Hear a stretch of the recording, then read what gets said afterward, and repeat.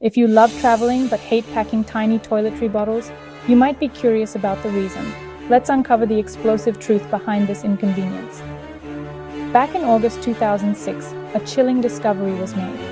British authorities unveiled a terror plot aimed at detonating liquid explosives aboard multiple flights from the UK to North America. This revelation changed airport security forever.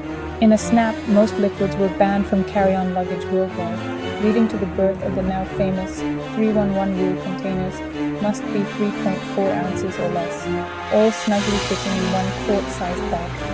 Why such strict measures, you ask? Liquid explosives are notoriously hard to detect with standard screening tools.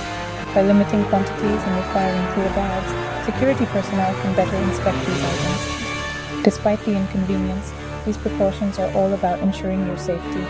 Over the years, technology has evolved, with new scanners and detection methods that keep us one step ahead of threats.